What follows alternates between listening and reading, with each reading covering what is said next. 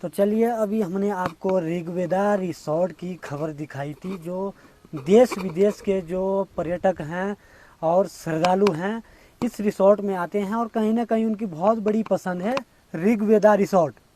और ये ऋग्वेदा रिसोर्ट कहाँ पर है, आज मैं भी वहीं मौजूद हूँ। और ऋग्वेदा रिसोर्ट के ओनर मेरे ठीक सामने हैं, उनसे ही बातचीत करता हूँ।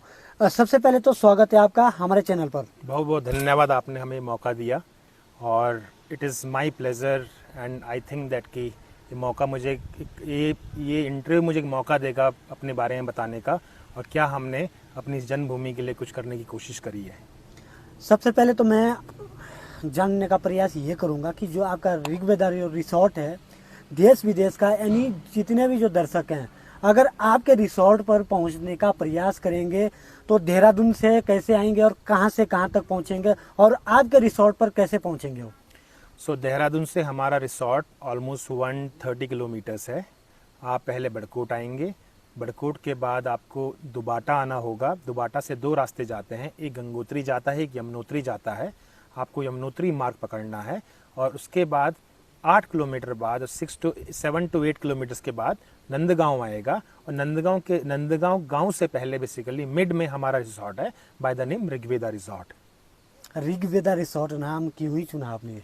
सो ऋग्वेदा रिसोर्ट नाम चुनने का सबसे बड़ा तो हम सनातनी हैं, और जब मैंने मीडिया में जॉब करी है, सो मैंने पहले बीटेक किया पन्नगर से, फिर मैंने एफएमएस दिल्ली से एमबीए किया है।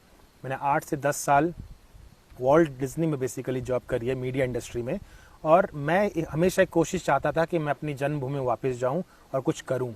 और क्योंकि एंटरप्रेन्योरशिप में मेरा पहला स्टेप था और first step in the world of entrepreneurship, और हमारी संस्कृति और हमारे पुराणों में सबसे जो पहला जो हमारा वेद है और ऋग्वेद है, तो ये मेरी पहला स्टेप था, मेरी पहली शुरुआत थी। तो हमने कहा क्यों ना ऋग्वेद इसे रखा जाए, और जिस तरीके से हमारे वेद और पुराण सारी दुनिया में ज्ञान बांट रहे हैं, नॉलेज का सागर हैं, उसी तरह से हम भी इस हॉस्पिटैलिटी इंडस्ट्री में एक कोशिश करें, एक बूंद बनने की कोशिश करें which can create an impact in the society.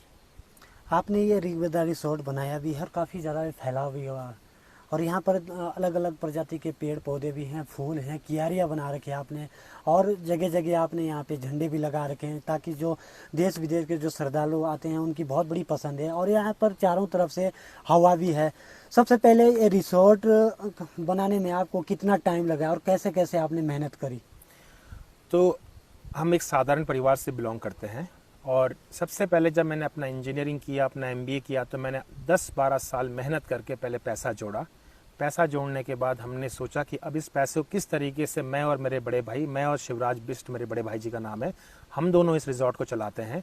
हमने सोचा किस तरीके से जो हमने इतने सालों से जो मेहनत करके जॉब करके जो थोड़ा पैसा जमा किया है, किस तरीके से हम इसको यूज़ कर सकते हैं ताकि हम जो हमारे नेशनल इंटरनेशनल जितने भी ट्रैवलर्स आते हैं उनको बेस्ट फैसिलिटीज़ दे सकें, और साथ ही साथ उनको तो बेस्ट फैसिलिटीज़ देनी है, साथ के साथ जो हमारे गांव के आसपास जितने भी छोटे बड़े गांव हैं वहाँ पे जो नवयुवक हैं उनको भी किसी तरीके से हॉस्पिटैलिटी इंडस्ट्री में जोड़ा जाए, ताकि हमारे पास कुछ ना कुछ काम सीख के जब वो बड़े शहरों में जाएं, बड़ी चुनौतियां ढूंढने जाएं, बड़े मौके देखने जाएं, बड़ी अपॉर्चुनिटी देखने जाएं, तो हमेशा कुछ एक्सपीरियंस लेके जाएं जो उन्हें हमेशा सफलता ही देगा और हमेशा उन्हें कुछ हेल्प करेगा आगे को जीवन को आगे ग्रो करने में। कितना टाइम हो गया ये रिसोर्ट को? इसको हमने 2018 में खोला था, और फिर 1 साल हमने चलाया, फिर 2-3 साल कोविड रहा, तो उसके बाद हम 2-3 साल से दोबारा ऑपरेशन कर रहे हैं। फैसिलिटीज़ को लेकर क्या कहेंगे सभी दर्शकों को जो आना चाहेंगे? सो जहाँ तक फैसिलिटीज़ की बात है, मैं एक वैल्यू सिस्टम पे बिलीव करता हूँ that simplicity is the ultimate sophistication.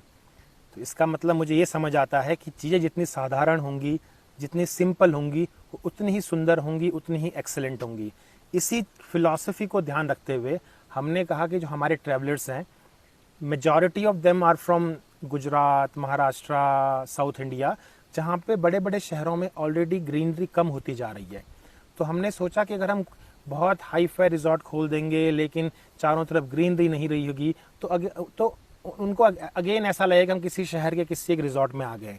हमने यहाँ फोकस किया कि हम नेचर पे फोकस करें, हम चारों तरफ ग्रीनरी पे फोकस करें, और उत्तराखंड जो देवभूमि है, इस देवभूमि है, यहाँ पे चारों तरफ ग्रीनरी है, तो हमारे पास भी जो गेस्ट है उसको एहसास होना चाहिए वो पहाड़ों में आया है, और पहाड़ों में जो हम बोलते हैं कि अतिथि देवो भव, उनको ये फीलिंग आनी चाहिए कि when they come to Rigveda resort they will have the warm hospitality along with a simple living style.